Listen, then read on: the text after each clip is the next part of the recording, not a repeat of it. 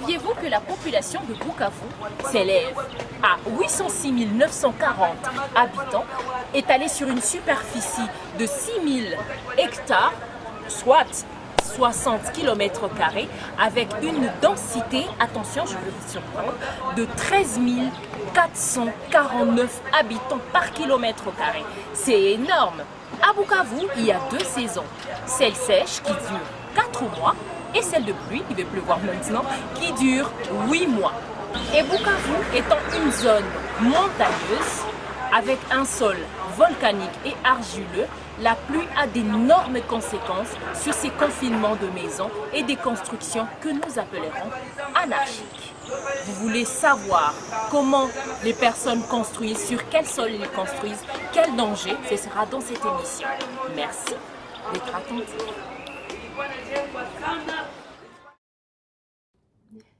Voici Bukavu.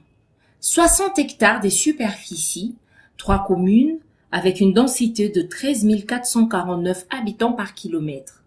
Une bien importante population pour une aussi bien petite superficie. En 2010, la population était de 668 033 habitants. Aujourd'hui, elle s'élève à 806 940 habitants, soit une augmentation de 138 907 habitants en 6 ans. Cherchons à savoir le pourquoi d'une poussée démographique aussi violente.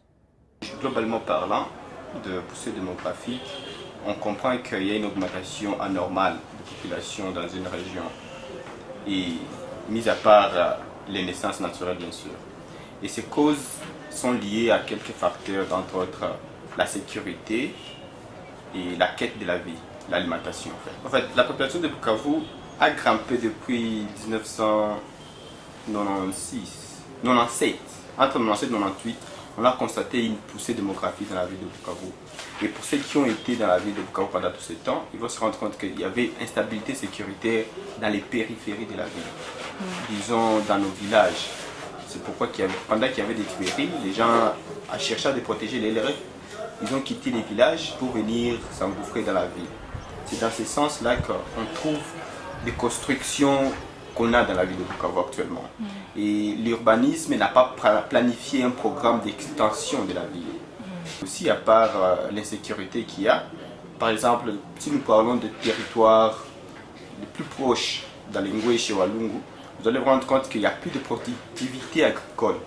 La population quitte ces territoires-là vers la ville de Bukavu pour chercher à manger, et vu qu'il y a l'insécurité, il ne va plus retourner chez eux.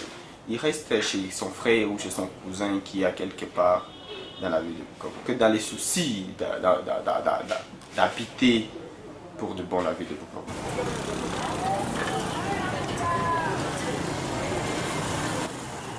La sécurité sociale et alimentaire serait donc à la base de ces mouvements migratoires. De cause à effet, parmi les problèmes sociaux qu'engendre le mouvement migratoire, on note les constructions anarchiques. Vu de loin, Bukavu donne l'apparence d'un amas de pierres blanches sur un sol marron parsemé de quelques arbres, ce qui explique les verts dans la vue. Pourtant, Bukavu n'a toujours pas été pareil.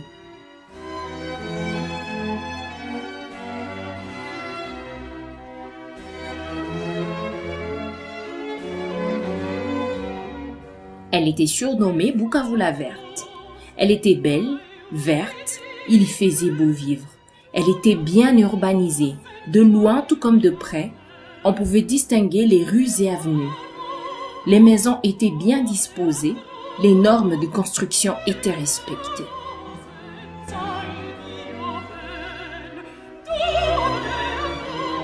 Les tableaux est tout à fait différent aujourd'hui. Aucune zone de recul, pas d'urbanisation. C'est à peine s'il existe un sentier entre 2 maisons. Des maisons de toutes catégories, en dur tout comme en planche, empilées les unes sur les autres et confinées, sans normes particulières pour la catégorie du sol ni design approprié. Une anarchie? Non. Peut-être bien, demandons à Monsieur Aimé Songa, un ingénieur en construction et architecte. Il nous fera le point sur ce qu'on pourrait appeler construction anarchique. On va maintenant monter. On appelle construction anarchique, c'est quand souvent les gens construisent de leur manière. Des fois, vous verrez dans un milieu comme tout le monde veut être en ville. Donc, tout le monde veut se condenser en ville. L'urbanisme n'a pas tous les pouvoirs sur les gens pour les orienter, comment construire. Alors les gens maintenant commencent maintenant à s'étaler, donc commencent maintenant à s'arranger pour trouver un petit rien où il va construire. C'est en fait une construction anarchique, donc une construction qui ne respecte pas les normes urbanistiques. Et aussi, juste une construction qui est suivie par quelqu'un qui est novice dans la matière. Un maçon qui s'est fait passer pour un ingénieur et surtout moyennant un coût moindre de la construction parce qu'il ne maîtrise pas la valeur d'un ingénieur, la valeur d'un architecte, tout seulement par avidité. Par avidité, il va avoir de l'argent. C'est comme ça que ça s'appelle ingénieur. Et les patrons, les clients font confiance à certaines personnes, ils leur donnent des subventions. Et par chance, ces gens-là font des choses qui montent, qui finissent. Mais c'est une construction dans les normes. Ça, c'est une construction anarchique. Oui. Donc, il y a plein de maîtres maçons qui se font passer pour L'anarchie dans l'urbanisation ou l'anarchie dans la construction. On est bien d'accord que pour parler des constructions dans les normes, plusieurs pièces s'y rassemblent en système. De l'autorité à l'occupant de la maison, en passant par l'ingénieur en construction. Et si l'une des pièces ne fonctionne pas, loin de dire que le système est en panne, on dira que le système est en danger. De quel danger s'agit-il? Bukavu est la ville la plus élevée de la RDC avec 1612 mètres d'altitude. Une ville montagneuse avec différentes sortes de sable, argileux, volcaniques. On y retrouve même des zones rocailleuses et certaines autres marécageuses. Quel rapport avec notre population?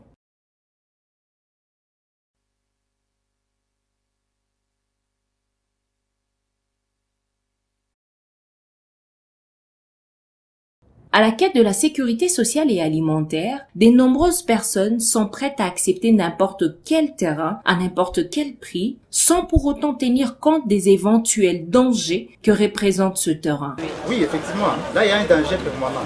Un danger permanent parce qu'à tout moment, la maison peut s'effondrer.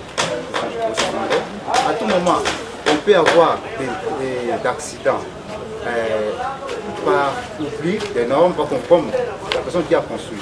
Ne trouve pas les normes de la construction, peut faire n'importe quoi et on va connaître beaucoup d'accidents. C'est ça les conséquences. Les gens construisent n'importe où. Vous allez voir quelqu'un qui construit une maison et décide une fausse septique. Je donne un exemple. Quelqu'un qui te vend une parcelle de 6 mètres sur 8 à 100 000 $. Mais te dit, ingénieur, venez ici, fais-moi une maison ici à F plus 8, donc à 8 étages. Maintenant, vu qu'il n'est pas, quelqu'un là, la personne là n'est pas du domaine, il peut vouloir, pour juste avoir de l'argent, accepter de concevoir quelque chose là de 6 sur 8 avec F plus 8, en commençant par quoi? Je dis que non, ici en bas, je vais d'abord creuser, d'abord c'est tout. Après ici, il y aura des garages. Après là, je vais monter jusqu'à arriver à F plus 8. Donc, ce sont les conséquences là qui constatons souvent dans la construction. Et ce sont les dangers qui guettent les gens qui vivent toujours dans des telles maisons. Et c'est plein dans Bukavu où les gens construisent n'importe comment et aussi le manque des normes urbanistiques. D'un côté, certaines personnes construisent des maisons avec ou sans avis d'un spécialiste. Résultat, les maisons sont construites comme ci comme ça, avec ou sans caniveau pour drainer les eaux usées et de pluie. L'eau se fraye un chemin à certains endroits et fait de marques d'érosion. À d'autres, elle s'infiltre dans le sol. Au fil des ans, le sol argileux a du mal à supporter cette manœuvre et c'est le début d'éboulements et glissements de terrain et bien d'autres catastrophes. evenema za mvula ndio zinatufanya tunakuwa insecurity sana hapa kwetu. Vule kwa fake ikinyesha vraiment na tunakuwa na mwili baridi, hatutaya tufanye nini juu ya hii mugezi ya Gawa. Na probleme yenye iko mwaka jana tulikuwa na kipande parcele kwa ngali ya Kabambi, me hivi maevenema ya mvula mwezi wa 12 ya ane 2015 ilituma hapa kote kunaishi na tushakuwa na sekirite juu ya watoto wachezake tena mzuri juu ya Gawa. D'un autre côté, par non-respect de normes de construction, plusieurs propriétaires mettent en danger la vie des membres de leur famille. Les constructions qui sont en perpétuelle attente d'une petite bonne raison pour s'effondrer sur ses occupants ou encore chez les voisins. Les familles ne sont pas les seules à en pâtir dans le circuit. Le développement de la ville en reçoit un coup également. De par certaines manières de construire, l'eau usée et de pluie draine avec lui des déchets et ordures qui s'échouent sur la chaussée et contribuent ainsi à la détérioration des infrastructures publiques qu'il faudra avec le temps renouveler. Il y a des eaux de pluie qui descendent avec des chaux, des déchets et qui viennent se verser dans des caniveaux ici en ville, sur nos routes, et ça abîme. Ça donne un problème très sérieux à l'OVD, d'autres problèmes sérieux à l'office de route. Et c'est toujours un problème majeur pour l'État parce que ça demande beaucoup de moyens pour encore aménager la route ou les caniveaux. Donc c'est ça. Et eux-mêmes, le danger qu'ils courent, c'est quoi? C'est la mort, parce qu'ils sont conscients. Je dis encore, parce qu'on parle du problème des cas de Bukavu. Vu que Bukavu, les parcelles coûtent énormément cher et tout le monde veut être en ville, alors les gens se contentent de se mettre dans des risques pareils comme ça, disons, je dois aussi être en ville aussi. Je dois être aussi à Kadutu, parce que Kadutu c'est un milieu un peu citadin, je dois être là à Kadutu pour que les gens savent qui sont au village, savent que quelqu'un est à Bukavu. C'est ça le problème. Oui. À bien y réfléchir, la structure du sol de Bukavu ainsi que sa position mettent en embarras plus d'un constructeur. La question est, que faire pour éviter les catastrophes? Nous sommes allés à la rencontre d'un autre ingénieur en construction qui, lui, nous fait un point sur l'attitude à adopter avant de construire sur un terrain à Bukavu. Il y a les études géotechniques qui interviennent chaque fois. Et avant toute construction, on doit passer par une étude géotechnique. On appelle souvent étude des sols. Les géotechniciens nous donnent les éléments du sol et du sous-sol par rapport à tel site. C'est pas de ça. Nous, comme ingénieurs, on comprend un peu la nature des vibrations qui peuvent intervenir quand il y a soit un tremblement de terre ou la nature des dangers. Et quand il y a par exemple des glissements, il y a des fortes pluies. Et maintenant, on peut orienter la fondation par rapport à ces sites. Donc, je peux dire que l'ensemble de bon nombre de sites peuvent être utilisés.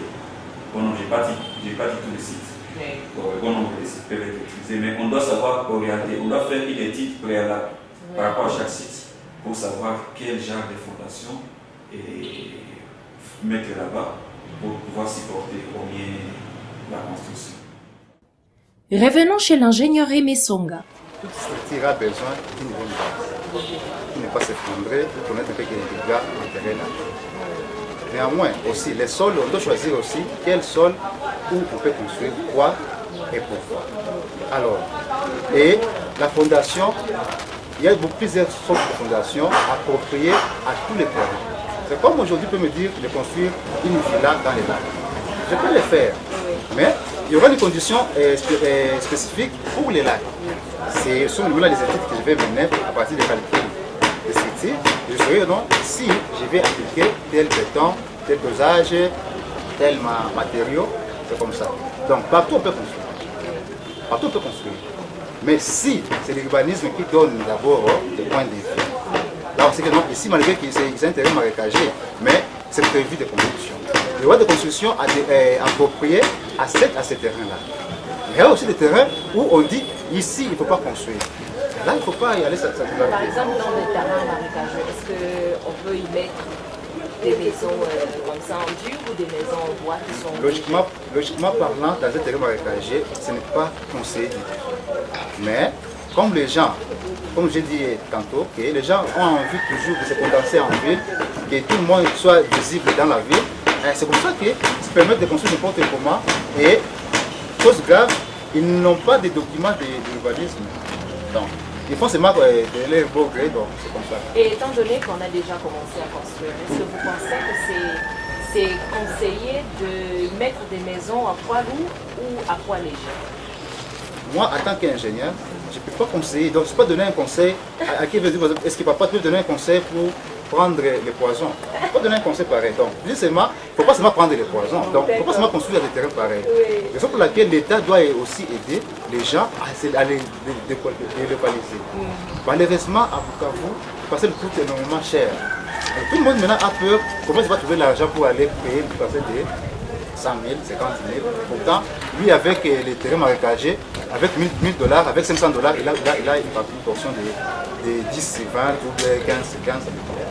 Donc, l'État aussi doit s'impliquer dans ces choses-là pour aider les gens à ne pas connaître les choses que ce soit marché. Oui, il y a encore une autre inquiétude avec les collines. Il y a tellement de collines à Bukavu et finalement, si on se dit qu'on doit construire, peut-être qu'on va aussi construire sur les collines. Là, c'est un peu pire. Oh. C'est un peu plus parce que les reboisements à Bukavu, apparemment, il n'y a plus de plans, il n'y a plus d'arbres à Bukavu. On voit que, en fait, l'environnement a un problème très sérieux. Ce n'est pas conseillé aussi de construire ces maisons. Parce que souvent, ce sont les gens qui sont en bas. Ce sont des routes, ce sont des caniveaux qui subissent les conséquences des gens qui construisent sur des caniveaux, des collines. Donc là, on peut citer quelques dangers comme... Les érosions, l'assemblement des routes et des caniveaux.